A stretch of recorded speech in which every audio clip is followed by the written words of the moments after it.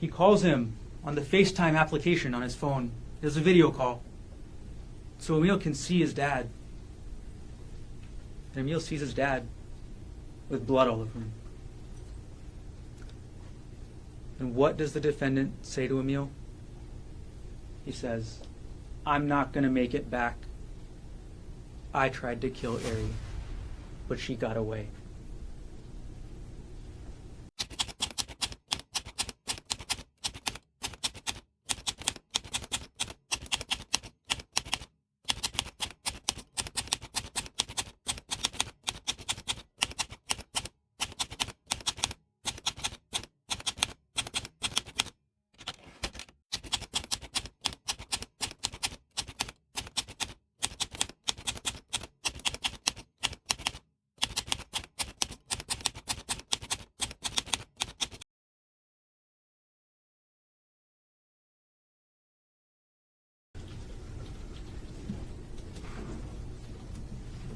Help!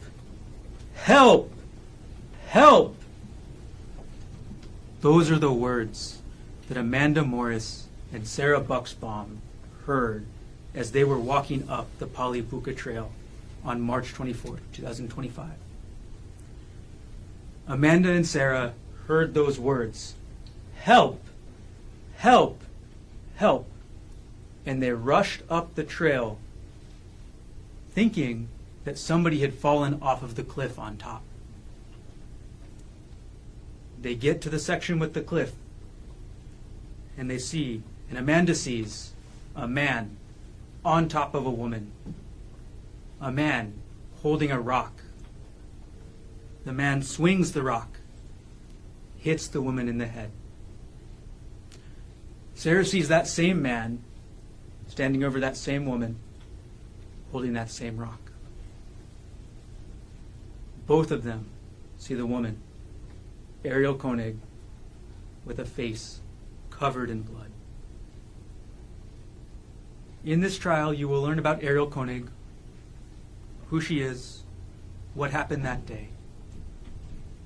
But you'll also learn about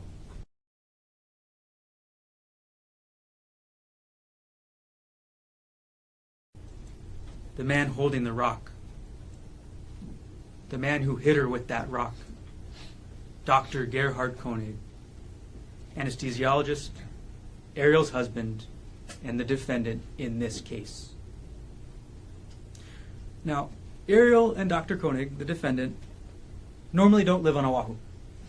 They're from Maui, where Ariel works remotely and Dr. Konig practices anesthesia.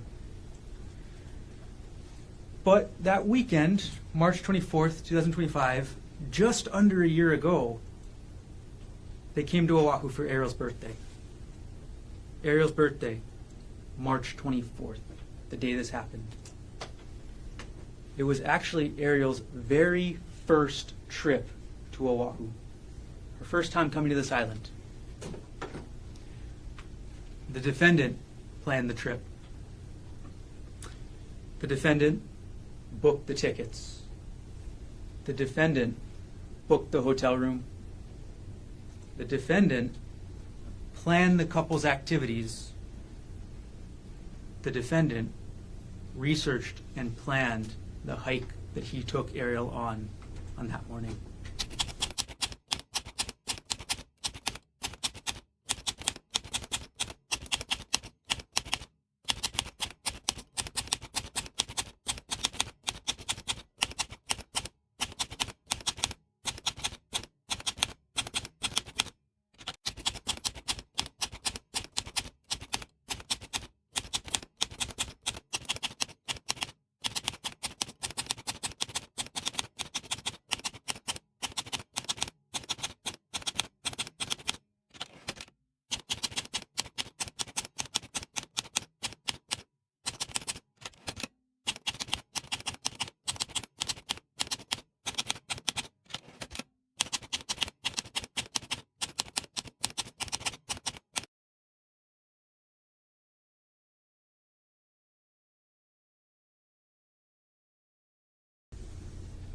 That morning, March 24th, 2025, around 10 o'clock in the morning, the defendant drives Ariel up to the Poly Lookout. They get to the Poly Lookout, the big tourist area overlooking the whole bunch of the windward side, and they get ready to go on the hike. The trailhead for the Polypuka Trail is in the bus parking lot of the Poly Lookout, so not where rental cars or other people park. It's on the other side, next to a set of bathrooms over a wall. So the defendant takes Ariel there, but when they get to the trailhead, they see other potential hikers. They see other people looking for how to start the trail. And Ariel wants to help them. She wants to help them find where the trail starts so that those people can hike up the trail. And she suggests that to the defendant. She says, why don't we show them where the trail is? And he tells her, no. He wants to hike with her alone. He doesn't want to help those people. He wants to hike with her alone.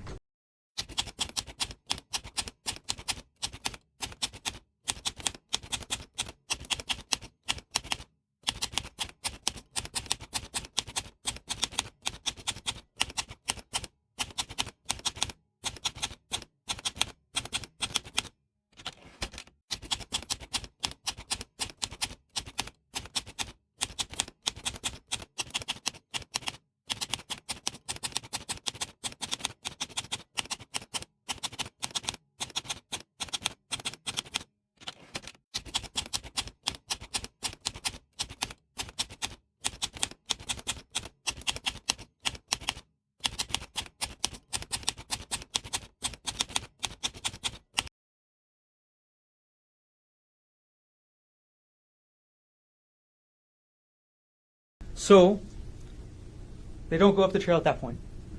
They go to the Poly Lookout. They go to the tourist area with the plaques. They go to the lookout looking all over the windward side and stay there for a few minutes, take photos, then go back to the trail. Now when they go back, there's nobody else. They're alone, and they start the hike together. They start the hike. It starts in a heavily forested area. You climb over a wall, you go past a sign, you start going up a hill. It's a steep hill, a lot of tree roots, but not a lot of brush cover on the very start. So they go up this hill, and they get to the top of the ridge. Once they get to the top of the ridge, the trail goes left. The trail follows the top of the ridge. On one side, the town side, there's a steep hill covered in forest, heavy brush on the ground. But on the other side, the windward side of the trail, sheer cliff, a several 100-foot drop, all the way to the bottom of the Poly.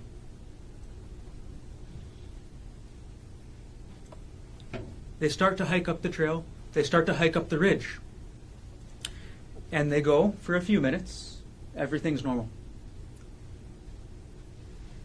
But they get to a point where you need to climb with your hands and your feet, a scramble area. Once they get to that point, Ariel gets freaked out by the exposure. She doesn't like that there's a big cliff to the right. She doesn't like there's a steep hill down the left. Doesn't like that she has to climb on her hands and feet. So she wants to turn around. And the whole reason of going to the Polypuka hike is because there's a puka. Up the trail, there is a puka, a hole in the side of the mountain where you can look through the hole, take photos, where you can look out through the puka down at the windward side. But they never got there because Ariel wanted to turn around.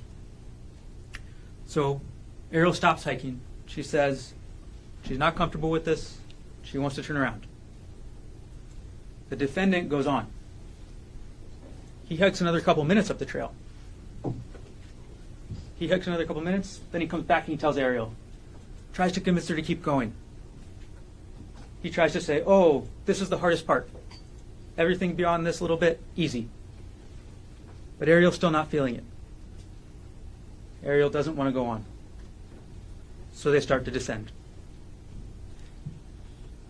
And as they start to descend the trail, as they start to walk down that ridge, now, at this point, the steep hill with the forest is on the right, the town side, and the cliff side, the windward side, is on the left. They walk down the trail. They're taking photos. They're sending photos to their family. Defendant ends up taking Ariel's phone to take photos of her, to take a selfie. And Ariel actually takes a photo of the defendant with her phone as well, right by the cliff. Ariel takes a photo and she sends it to her family on an application called Snapchat with the tagline on there, "Don't look down." The defendant then wants to take a photo with Ariel right by the edge of the cliff. And she says she's uncomfortable with it. She's uncomfortable with the cliff. She's uncomfortable with the fall, with the danger. So she goes, she holds onto a tree, and she tries to take the photo. The defendant goes back up, away from the cliff, back towards the trail. Ariel follows.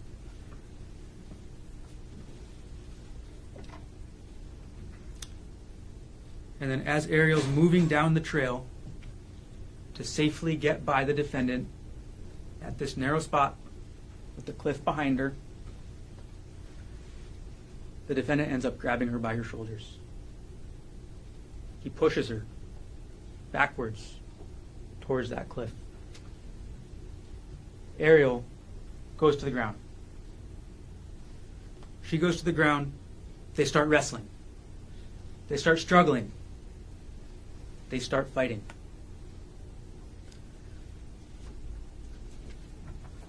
And in that fight, the defendant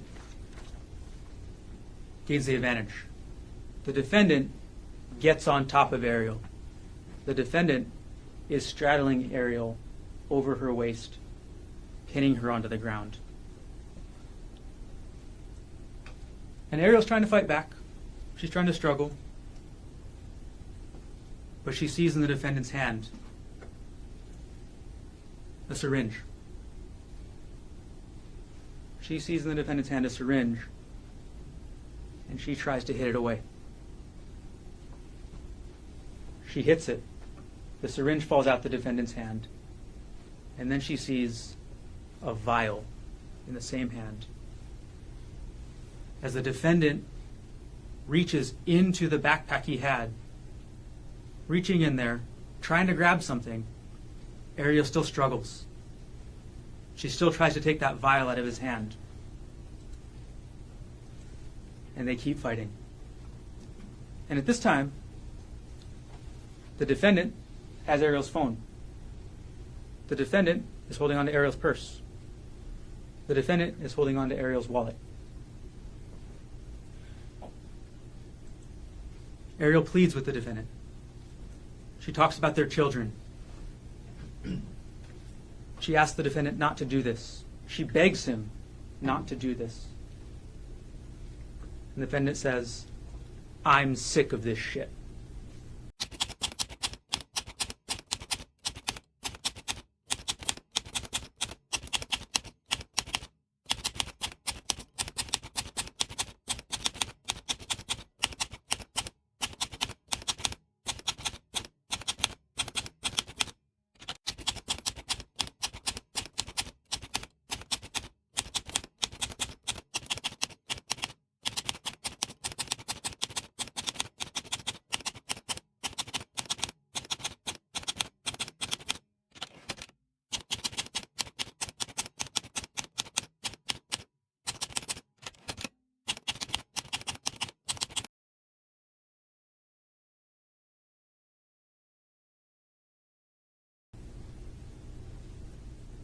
He's sick of this shit.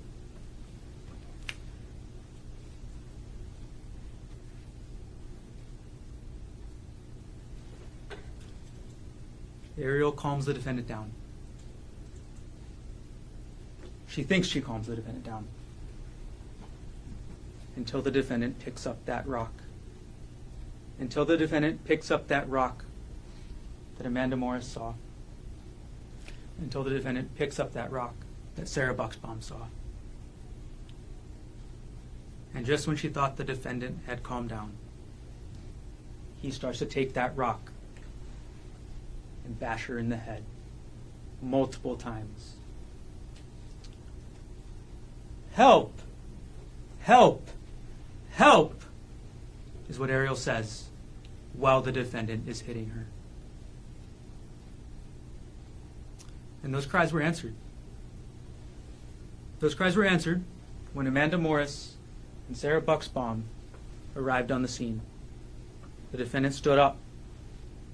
Amanda again saw him hit Ariel. The defendant stands up. Ariel is able to scoot away. Ariel is able to get to Amanda and Sarah, and they're able to get Ariel safely down the rest of the trail.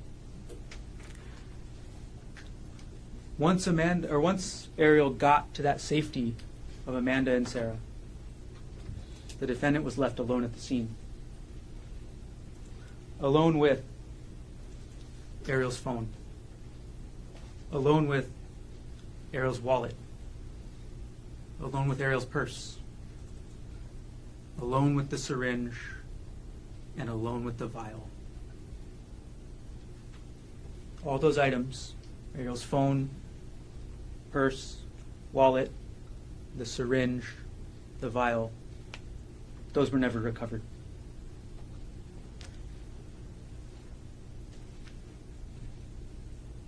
The story doesn't end quite there once Ariel gets to safety. A few minutes later, at 10:36 a.m., the defendant takes his phone out. He dials his son, his 19-year-old son, named Emil. He calls him on the FaceTime application on his phone. There's a video call, so Emil can see his dad. And Emil sees his dad with blood all over him. And what does the defendant say to Emil? He says, "I'm not going to make it back. I tried to kill Ari, but she got away." That's what the defendant tells Emil. He doesn't just tell Emil that he tried to kill Ariel, though. He tells her why. The defendant tells Emil, "She's been cheating on me for the last 3 months, or the last several months." He gives his motive to Emil, and he explains his reasoning. He even tells Emil, "I'm at the end of my rope."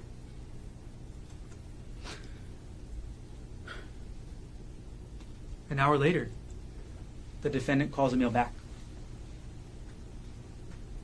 The first question the defendant asks him, "Emil, did you tell anybody?" And Emil says yes. Emil says, "I told Judy and Peter Mast, Ariel's mom and stepdad." Now, how does the defendant respond? He says he's going to jump.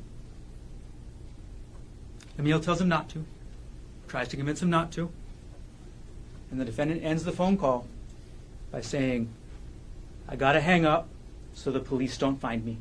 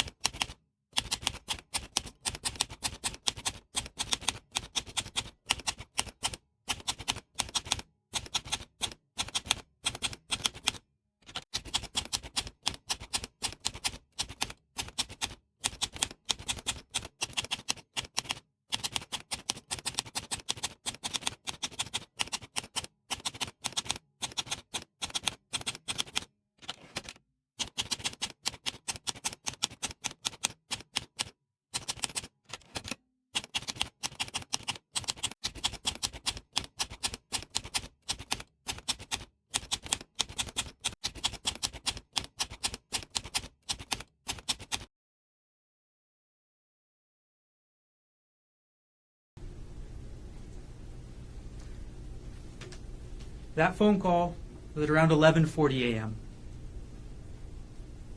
That's the last anyone heard of the defendant for the next 6 to 7 hours.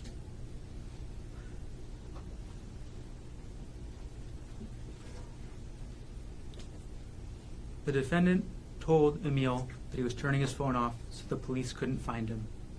And for a long time, they couldn't. Despite a manhunt that lasted for almost 8 hours that day, multiple different agencies, Honolulu Police Department, Honolulu Fire Department, the Department of Land and Natural Resources, multiple agencies all trying to find the defendant, all searching for him in that forest up there at the Palipuka area. None of them could find him. But later on, as the sun was getting ready to set, a few minutes after 6 p.m., March 24, 2025, 3 HPD officers are headed back to the station. They've been called off the search. They're done.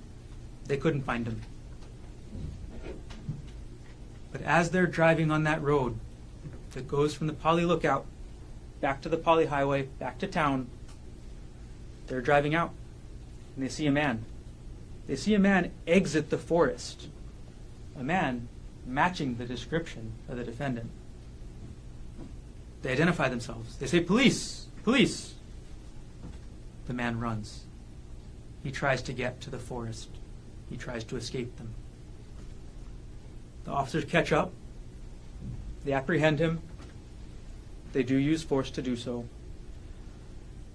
And the man is identified as Dr. Gerhardt Konig. Now, you'll hear about this case. You've all been informed about how long this trial is going to be. So you hear about this case in a couple different phases. First, you'll hear from witnesses, Amanda Morris, Sarah Bucksbaum. You'll hear what happened up at the Pali Lookout on March 24, 2025. You'll hear how the investigation proceeded. You'll hear from the HPD officers who responded. You'll hear from the DLNR officer who responded. You'll hear from the evidence specialists who went to the scene, who took photographs of the bloody patch on the ground, of the crushed plants, of the trail of blood. You'll see those photos. You'll see the photos of Ariel at the scene and how she looked like immediately after this happened. You'll hear from Ariel herself. She'll testify as to what happened on March 24th, her birthday. And she'll testify on March 24th of this year. 1 year later. She'll describe what happened that day. She'll describe the 3 months, almost 4 months, leading up to that day. She'll describe this cheating that the defendant was upset about. Because back in December 2024, the defendant found WhatsApp messages between Ariel and a coworker.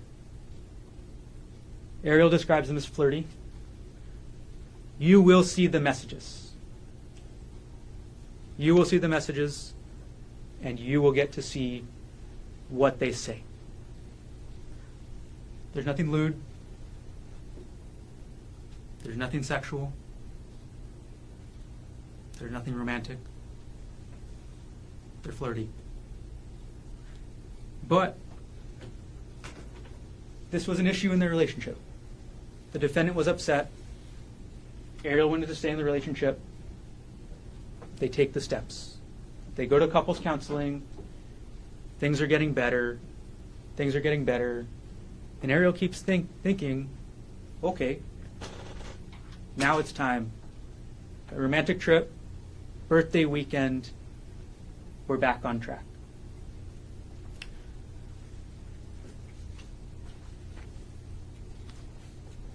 Lastly, Ariel will explain what happened after this incident. So after March 24th, what kind of injuries she had, what kind of effects they had on her.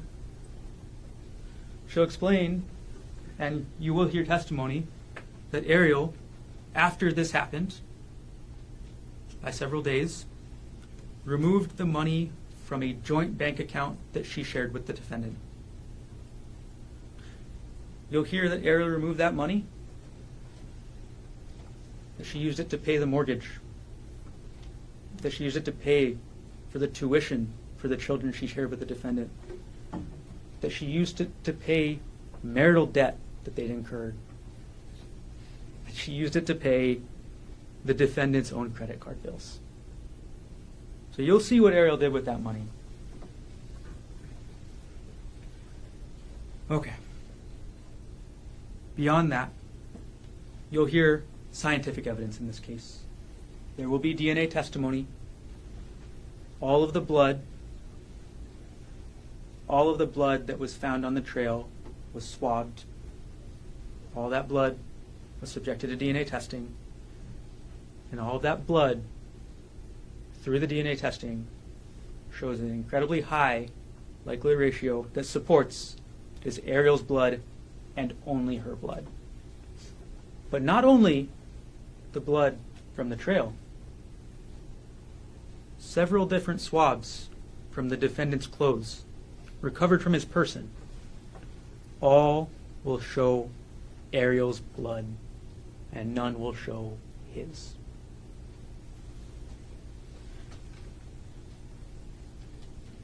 You'll see the evidence that was collected. You'll see the rock.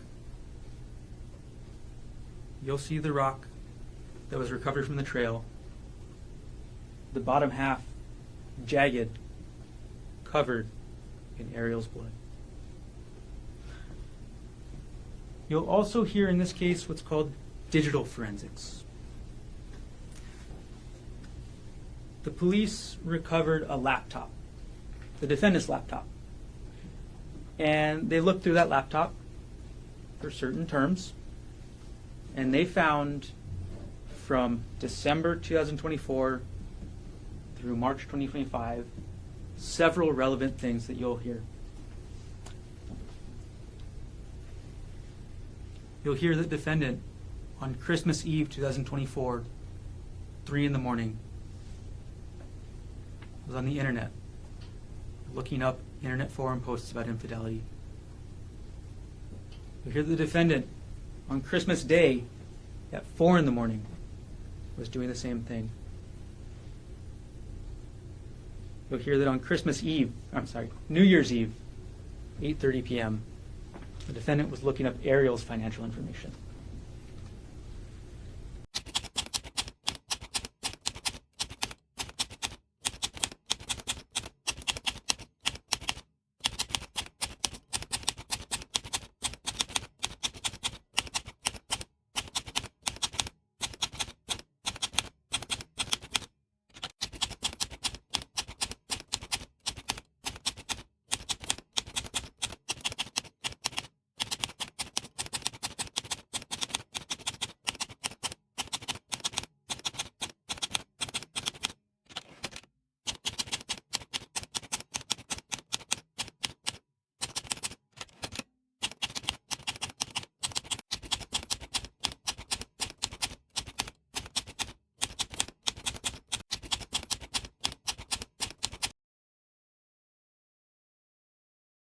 You'll see from the forensics that in those months leading up to March 24th, you will see what was on the defendant's mind by looking at the digital forensics. You'll see that he was looking up divorce. He was looking up how much his prior divorce had cost him. He was looking up notes on Ariel's computer about divorce. He was looking up Ariel's financials. And lastly, from the digital forensics, you will see these messages that the defendant was so upset about. Okay, almost there. Okay. Near the end, the last couple phases of this trial, you'll hear from Emil Konig. He'll testify what happened on March 24th. He'll testify about that first phone call, about what his dad told him, about why his dad did it. He'll testify about that second phone call, about what his dad told him he was going to do. You'll hear that the defendant confessed and that he planned to hide from the police. And lastly, at the end, you'll hear from the officers who successfully apprehended the defendant. On their way back to the station, just ran into him. So you hear from them what they saw, what the defendant did, and how they managed to catch him. And at the end of this case, at the end of all this evidence, the state will come back, the evidence will show, and the state will prove beyond a reasonable doubt that Dr. Gerhardt Konig consciously, intentionally made a choice on March 24th, 2025 to try to take a life. And when the state does that, we will ask you to find the defendant guilty as charged. Thank you.